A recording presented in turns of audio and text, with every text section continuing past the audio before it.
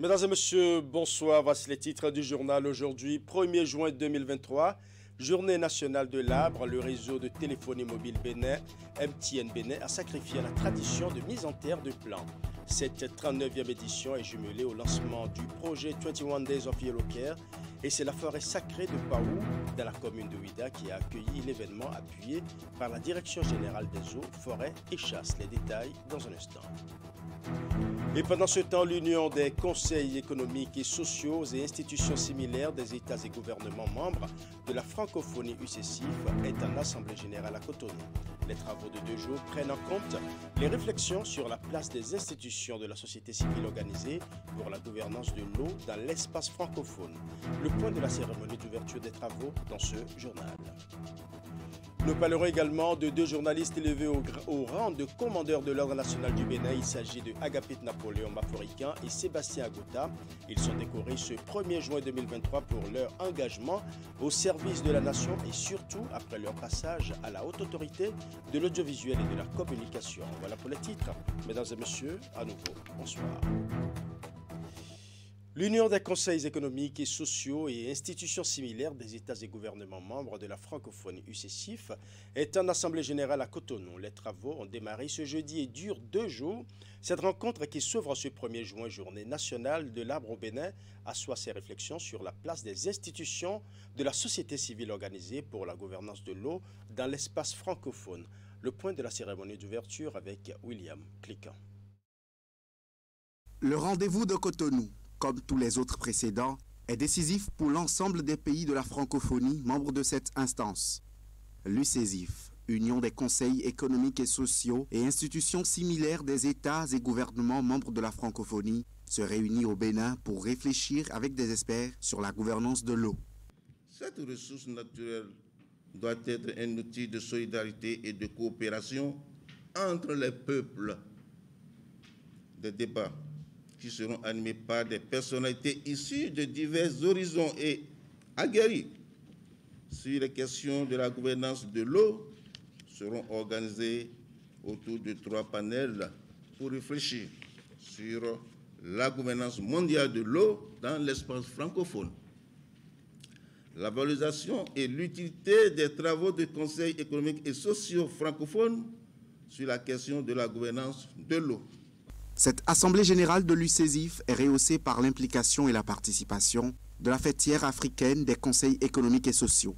Ici, les sociétés civiles organisées des États, comme elles se définissent, entendent donc proposer ensemble des modèles de gouvernance de la ressource en eau adaptés à l'heure des changements climatiques aux décideurs politiques. À l'UCSA, l'on se réjouit de la bonne coopération entre nos 2 fêtières et de la communication constante et régulière entre nos instances. Comme cela a été acté par nos présidents respectifs, nous sommes évidemment disposés à travailler sur des agendas communs et à renforcer nos synergies au profit de nos CES membres. L'UCSA réitère dans cette optique sa pleine disposition à formuler un projet de plan d'action commun avec l'UCSIF et la grande fêtière, l'ASCESIS. Nous avons à cœur d'intensifier notre coopération sur des sujets qui nous concernent tous et auxquels nous pouvons apporter des réponses collectives efficaces, utiles pour nos concitoyens. L'eau, bien sûr, mais aussi les compétences, la formation professionnelle et l'entrepreneuriat, notamment féminin. L'ensemble de nos contributions nationales sur le thème de la gouvernance de l'eau, ainsi que le projet de déclaration et d'action commune que nous allons étudier, enrichir, et je le souhaite vivement adopter, en constituent des exemples probants. Réfléchir sur la gouvernance de l'eau est tout à votre honneur et Monsieur le Président de la République, le Président Patrice Talon et l'ensemble de son gouvernement restent attentifs à tout ce que vous aurez ici comme réflexion, à tout ce que vous apportez comme proposition et qui pourront être mises en œuvre de manière concrète. En dehors de la question de la gouvernance de l'eau, plusieurs problèmes des sociétés dans l'espace francophone seront aussi débattus au cours de ces 2 jours de travaux. Et puisque c'est le 1er juin, restons collés à l'actualité avec le réseau de téléphonie mobile MTN Bénin qui a sacrifié la tradition de mise en terre à l'occasion de la Journée nationale de l'arbre. Cette 39e édition est jumelée au lancement du projet 21 Days of Yellow Care. C'est la forêt sacrée de Paou, dans la commune de Ouida, qui a accueilli les plans. Et pour la circonstance, MTN Bénin était en collaboration avec la direction des eaux, forêts et chasses. Esther Tofa pour le point. C'est avec enthousiasme que le personnel du réseau MTN Bénin a mis les mains en terre ici à la forêt sacrée de Kpao pour planter des arbres ce 1er juin qui marque la célébration de la 39e journée nationale de l'arbre au Bénin. Une célébration qui coïncide avec le lancement du projet de volontariat 21 Days of Yellow Care initié depuis quelques années par le réseau GSM.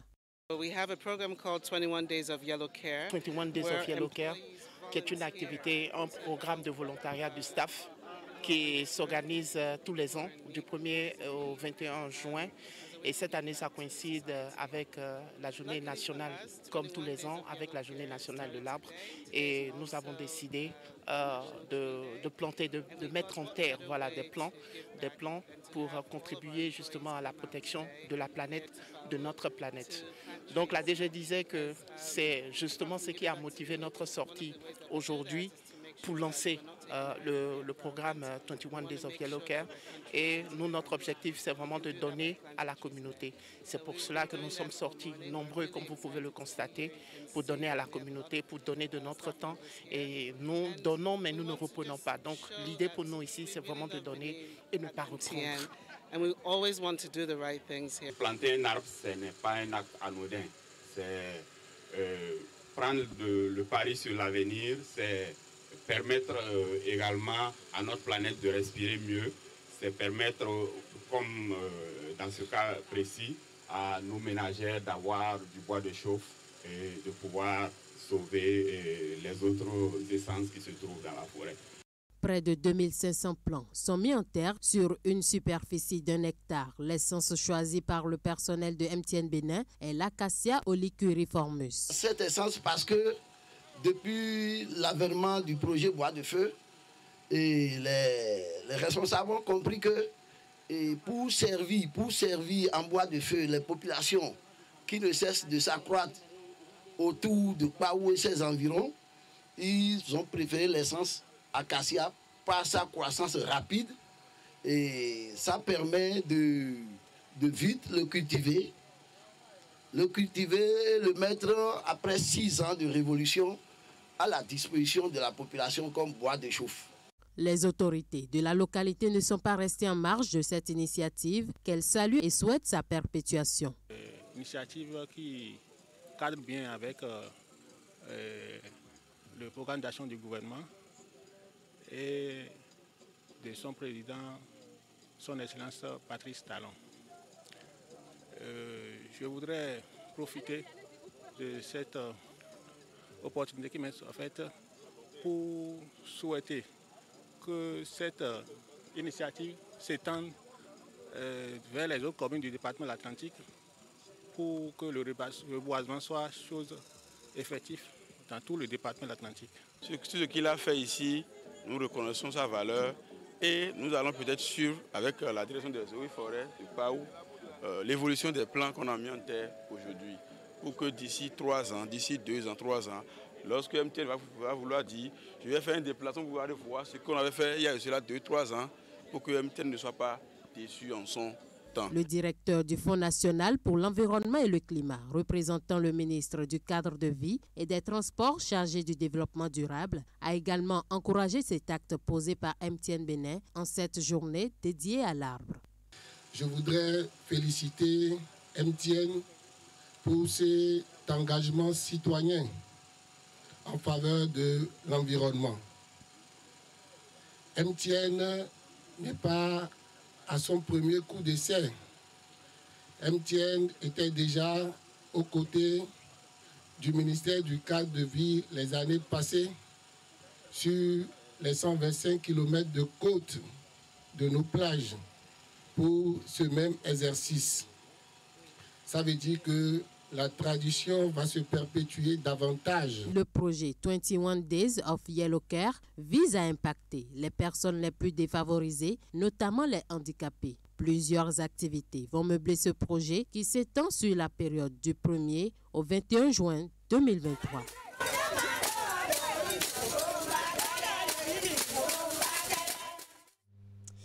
La Société de gestion des déchets de la salubrité SGDS a aussi célébré l'édition 2023 de la Journée de l'arbre.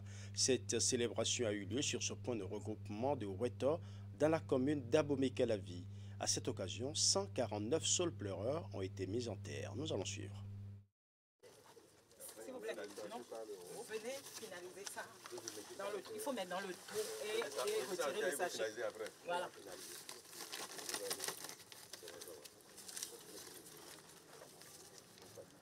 C'est en présence du maire de la commune d'Abomey-Calavi que la Société de gestion des déchets et de salubrité SGDS a sacrifié à la tradition de la mise en terre des plants. Cette initiative entre dans le cadre de la célébration de la Journée nationale de l'arbre au Bénin. Le point de regroupement de Weto à Abomey-Calavi a été choisi pour commémorer cette nouvelle édition. C'est une journée très importante pour l'environnement, pour le cadre de vie. Les arbres sont très importants pour la préservation de l'environnement, la réduction des gaz à effet de serre, la production d'oxygène. Il peut aller à Porto-Novo, il peut aller à Ouida, il peut aller à Parakou, mais il a choisi Abomey-Calavi. C'est pourquoi nous avons fait le devoir de venir nous-mêmes rester à ses côtés. Déjà, la JDS est déjà là pour s'occuper de l'entretien de nos communes, le balayage, le curage des caniveaux, beaucoup de choses pour conserver l'environnement propre à nos populations. Aujourd'hui, la nouveauté est que cette société vient encore contribuer à la plantation d'arbres pour quand même continuer toujours dans la même logique de protéger la biodiversité.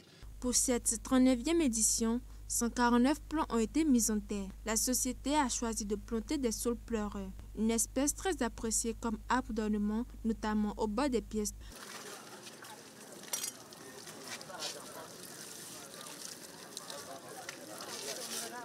Ces plants ont été mis en terre parce que, compte tenu des activités que nous réalisons sur le site, ces plants nous aident à préserver la couche d'ozone. Parce que dans le cadre de nos activités, nous émettons des gaz à effet de serre, nous émettons des CO2.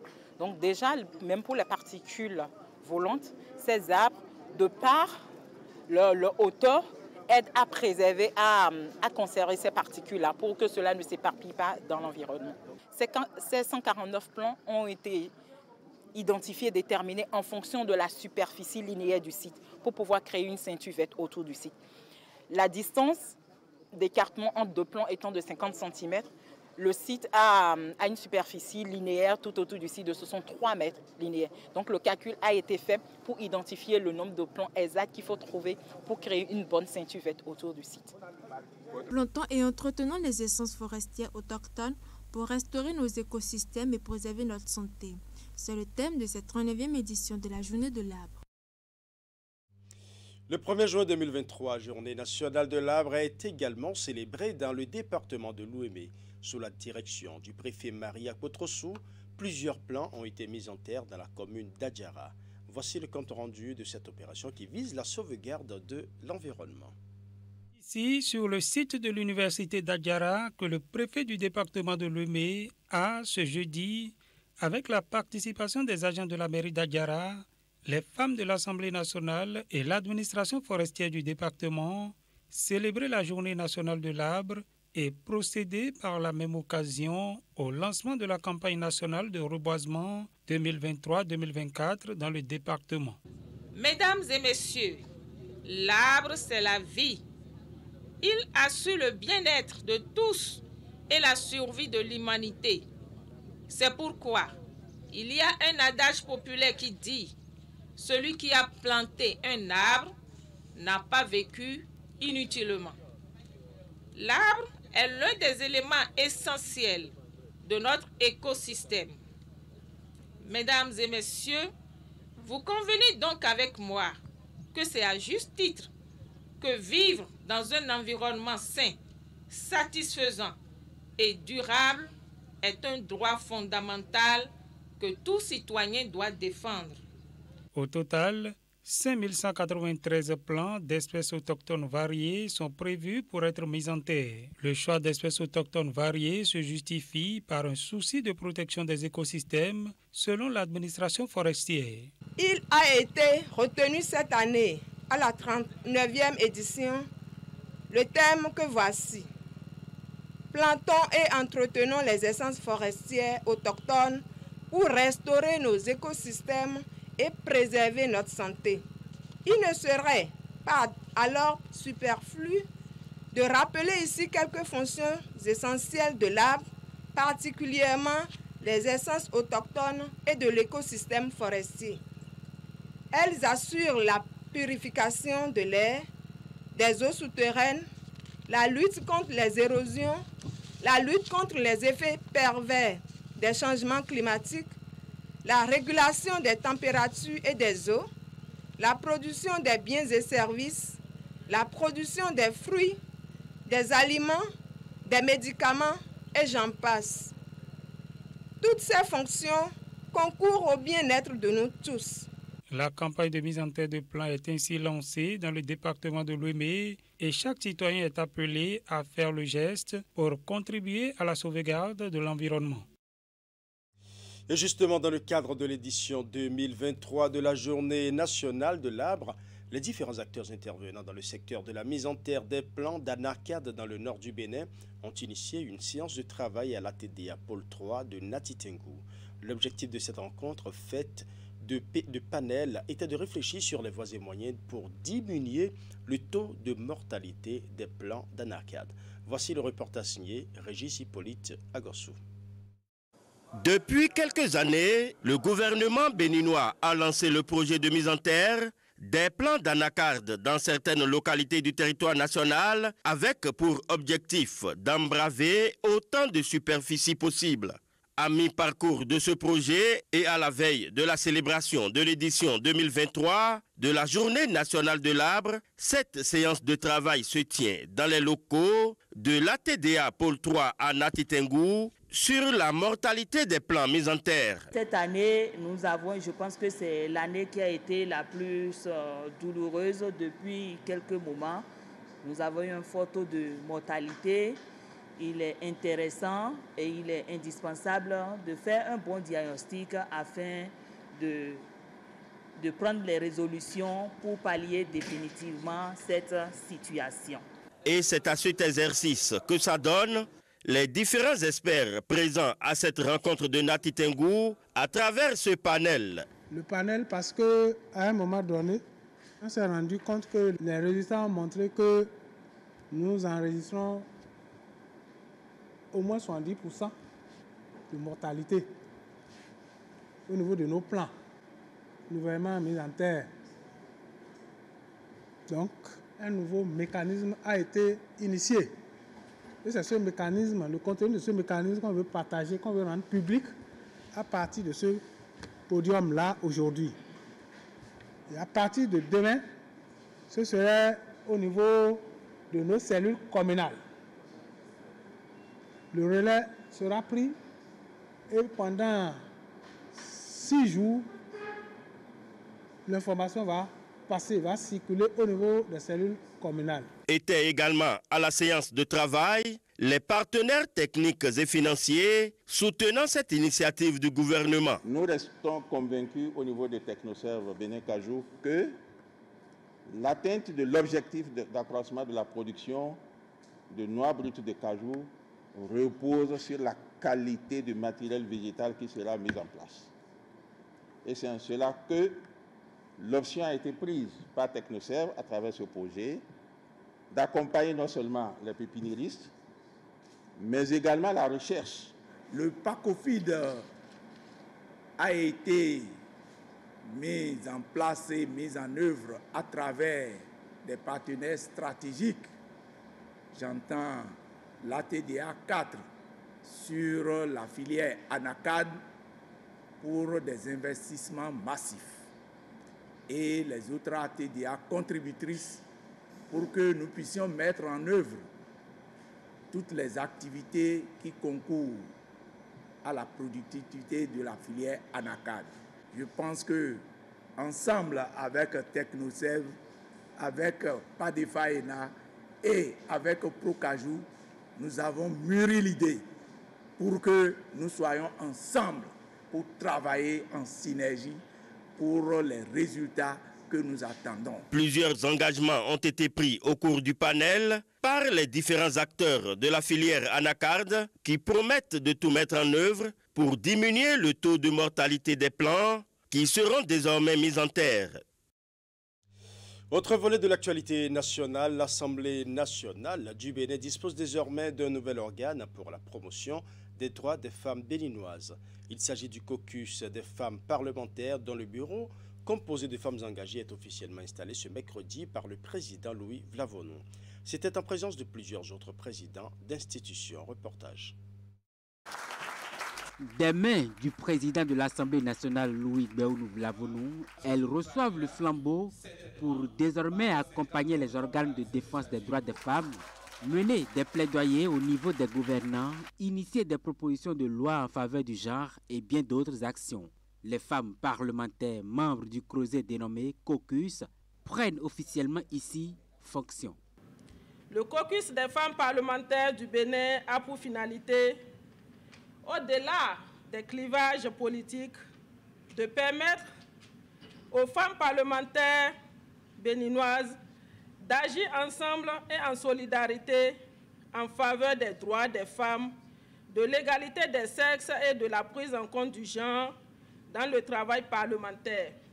Cette cérémonie historique vient mettre un terme à un processus engagé par l'Institut parlementaire dans le but de créer un cadre cohérent pour l'intervention des femmes élues à l'Assemblée nationale pour le compte de la 9e législature et les prochaines législatures à venir. À cette cérémonie d'installation, les participants ont eu droit à une communication qui présente les résultats du monitoring des violences faites aux femmes candidates lors des élections législatives dernières. L'installation du bureau du caucus des femmes parlementaires est un élan de reconnaissance des droits de la gente féminine au Bénin. Derrière cette initiative, des organismes internationaux, l'USAID et l'Institut international républicain qui apportent leur soutien indéfectible à ce caucus. Le mois dernier, nous nous étions déjà retrouvés dans la cité historique de Kétou pour les travaux de création de ces caucus. Cela intervient dans un contexte particulier où les réformes électorales ont favorisé l'entrée de plus de femmes à l'Assemblée nationale, passant de 6 à 29 femmes députées, soit un taux de représentativité de 26,6%, jamais atteint auparavant. Les États-Unis sont fiers de participer aux premières ères, aujourd'hui, de l'initiative du caucus des femmes au sein du Parlement que vous avez l'honneur de présider. Il m'a été rapporté que ce premier caucus parlementaire féminin au Bénin a pour ambition de renforcer les législatures en favorisant l'action collectivité et la solidarité. Le caucus des femmes ne saurait être transformé en un instrument féministe. Des politiques publiques qui ignorent le genre dans leur conception sont d'avance vouées à l'échec. Nul soutien ou partenariat ne sera de trop sur cet immense chantier et je ne doute point de la gestion rigoureuse et transparente des moyens matériels et financiers qui seront déployés. Le bureau du caucus des femmes parlementaires est composé de femmes issues des 3 formations politiques qui animent la 9e législature. Ensemble, elles promettent relever plusieurs défis.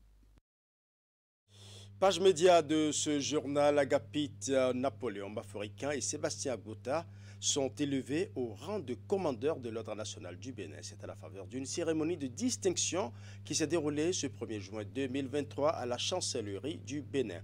Les 2 journalistes sont décorés pour leur engagement au service de la nation et surtout après leur passage à la haute autorité de l'audiovisuel et de la communication. Nous allons suivre.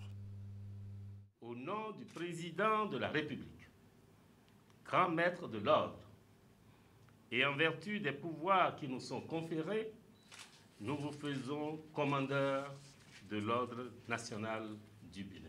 Plus de 10 ans après leur nomination, les voici enfin décorés. Nommé en 2009, ça fait un peu plus de 11 ans, mais il y a la hâte depuis 2004, bientôt 20 ans.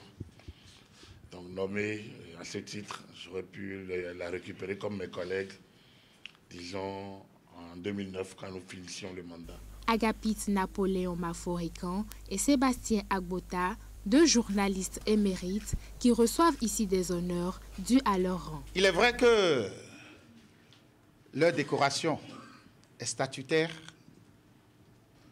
mais il n'aurait pas été à la HAC les deux qui méritent bien cette médaille.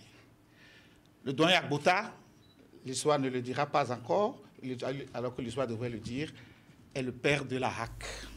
Plusieurs années d'engagement à travers des actions expressives dans les médias font d'eux des commis exceptionnels au service de l'État et du privé. Dans leur parcours, ils ont tous occupé de grands postes de responsabilité. Malgré leur aventure remarquable, leur passion pour le métier ne meurt point. L'avenir de la corporation représente pour eux un nouveau défi. Aujourd'hui, l'image que montre la presse donne à beaucoup à penser que nous sommes une profession malade. Mais nous sommes une profession convoitée, très convoitée. Et parce que nous sommes convoités, tout le monde veut la posséder, tout le monde veut la contrôler et tout le monde veut la juger. Nous sommes à l'ère du numérique où ce n'est pas non plus facile. Entre les informations instantanées, racolées par ici, par là sur la toile, et l'information que le journaliste est amené à bâtir, ce n'est pas tout facile. La régulation à l'ère du numérique n'est pas facile. Et c'est pour ça que je souhaite vraiment beaucoup de courage à nos successeurs. Pour tout le service rendu à la nation, Agapit Napoléon Maforican et Sébastien Agbota sont désormais des commandeurs de l'Ordre national du Bénin. Média toujours, la cellule des femmes journalistes du Bénin organise une formation à l'endroit des femmes du secteur pour renforcer leurs capacités dans le cadre de la prévention de l'extrémisme violent. C'est à travers une cérémonie tenue ce mardi 30 mai 2023 à la préfecture de Cotonou. Nous allons suivre. Engagement des communautés frontalières dans la sécurité et la gestion des frontières. La question rassemble ici des femmes journalistes venues massivement des 12 départements du Bénin. Une initiative de la cellule des femmes de l'Union des professionnels des médias du Bénin. Le but visé par le choix de cette thématique est essentiellement de mettre sur pied un réseau de femmes des médias spécialisées dans les questions de sécurité de notre pays. Le présent atelier est également une occasion pour nous, membres de la CFU, de renforcer nos capacités afin que nous puissions nous aguerrir sur la thématique et servir de relais au sein de nos organes et de nos communautés pour éradiquer l'insécurité dans notre pays. Fortement préoccupé par les questions de la sécurité publique, le ministre Alassane Seydou n'a ménagé aucun effort pour soutenir l'initiative qui, selon lui, intègre pleinement la vision du gouvernement du président Patrice Talon, à savoir une lutte concertée et efficace contre l'extrémisme violent. Cette initiative cadre parfaitement avec la vision du gouvernement qui, conscient de l'enjeu, a dans son programme d'action PAG 2021-2026, opté pour le renforcement de la sécurité intérieure et la défense du territoire pour une protection adéquate des personnes et des biens. Cette initiative des femmes des médias est soutenue par plusieurs fêtières de la presse béninoise. Elle reçoit également l'onction et l'accompagnement de l'Organisation internationale des migrations. L'Organisation internationale pour les migrations, à travers sa division gouvernance de l'immigration et des frontières, déploie des initiatives qui appuient les autorités et les communautés des États membres à instaurer la confiance, la sécurité et la stabilité aux frontières. C'est donc parti pour 2 jours d'intenses activités sur la contribution de ces femmes des médias ici présentes dans le cadre de la lutte contre l'extrémisme violent. D'importantes recommandations sont attendues des assises. Bonne nouvelle pour les téléspectateurs. Pour passer de bons moments devant leur télévision, Canal+ casse ses tarifs pour ses abonnés. Ce mercredi 31 mai 2023, le Festival des cadeaux a été officiellement lancé avec d'agréables surprises pour les clients qui veulent s'abonner ou se réabonner à la formule de leur choix. En plus de la baisse des prix, il y a aussi des cadeaux à gagner pendant un mois que va durer le festival. Le contenu de l'offre à découvrir dans ce reportage signé Idrissou Boukari. Le Festival des cadeaux démarre à compter de ce jeudi 1er juin 2023 à Canal+. Quand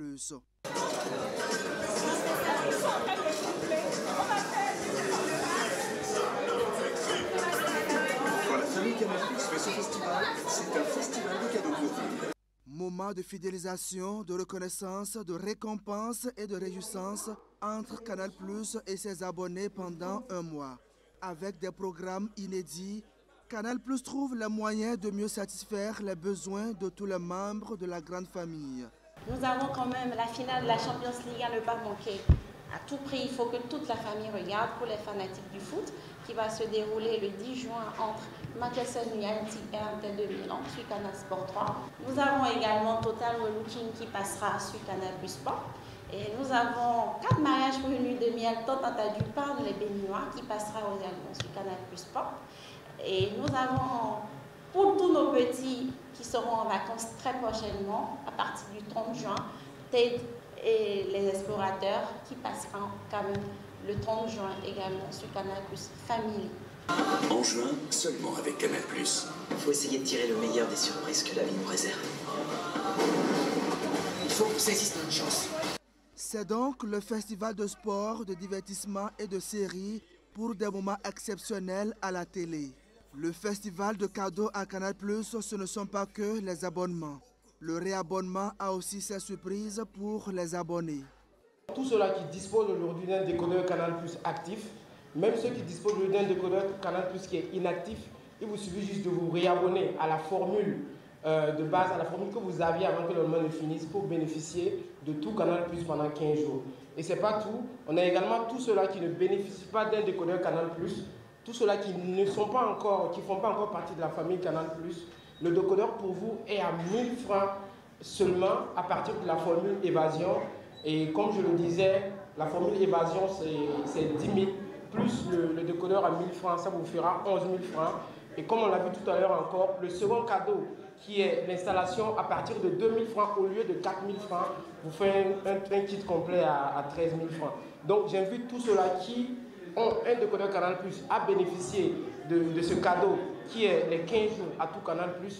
Ceux-là qui n'ont pas un décodeur Canal+, à s'équiper pour profiter de ce festival. Le festival fait déjà des heureux. Depuis le 25 mai et ce jusqu'au 30 juin 2023, un an d'abonnement à la formule Tout Canal+ est offert chaque jour à un abonné. Les 5 premiers gagnants sélectionnés par l'huissier de justice reçoivent leur cadeau. Merci infiniment Canal+ et nous allons continuer l'aventure ensemble. À compter de ce jeudi 1er juin 2023 et ce jusqu'au vendredi 30 juin 2023, Canal+ attend ses abonnés dans ses différentes boutiques sur l'ensemble du territoire national et aussi via des solutions de paiement mobile pour bénéficier de sa gamme d'offres exceptionnelles durant tout le mois de juin. Vous le savez certainement déjà, l'Église Mission évangélique de la foi internationale a depuis quelques jours un nouveau bureau. Le 27 mai dernier, la fêtière de la MEF internationale, basée au Nigeria, a procédé à l'installation du nouveau responsable chargé de la coordination de la zone francophone en la personne de Dieudonné Nukunyefling. Retour sur les temps forts de la cérémonie d'installation dans ce reportage signé Candide Rouhento.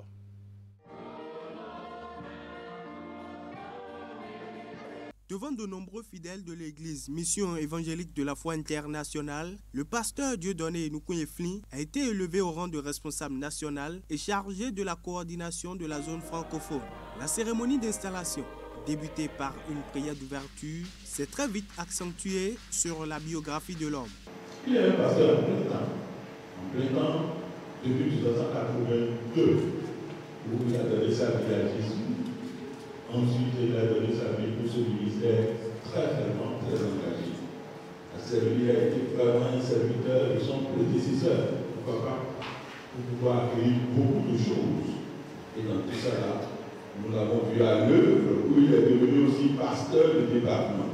Il a occupé plusieurs départements, ce qui lui a aidé à connaître le Bénin grâce à la grâce du Seigneur depuis 1993. Et nommé aussi pasteur national adjoint.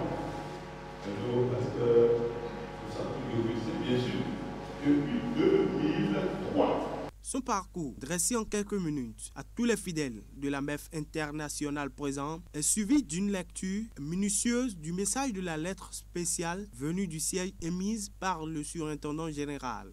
C'est un grand plaisir pour moi de m'adresser à cette occasion concomitante de l'inauguration formelle et de l'installation du pasteur Dieudonné Moukouye-Frère comme le pasteur responsable national de la mission évangélique de la foi internationale Gofamit en République du Bénin et de la dédicace des 4 officiers formant le leadership national. Quoique je ne sois pas physiquement présent avec vous à cette occasion, mon esprit est pleinement avec vous et je prie pour vous tous. Je voudrais vous remercier tous pour votre loyauté indéfectible à Christ, à cette Église et à mon leadership. C'est le moment de rappeler les attributions de chacun des membres du nouveau bureau avant de procéder à leur présentation. L'étape la plus importante de la cérémonie, la voici, l'engagement des membres. Je m'engage solennellement en présence de ces témoins que Dieu étant mon aide, je prêcherai l'intégralité du conseil de Dieu et soutiendrai l'énoncé du but de cette émission, à savoir prêcher la parole de Dieu et amener les gens à devenir membres de la famille de Dieu, enseigner la parole de Dieu pour renforcer la liberté, promouvoir la maturité chrétienne et lier les gens à Dieu pour le service. Vivre la parole de Dieu pour démontrer la nouvelle vie en Christ au monde et assurer la sécurité du croyant. Le nouveau bureau, présidé par le pasteur Dieudonné Moukouye-Frère, pense faire la promotion de l'effective et l'efficace unité au sein de l'Église dans la synergie des actions pour assurer le développement de celle-ci qui reste quand même un objectif majeur pour les membres du nouveau bureau de la MEF internationale.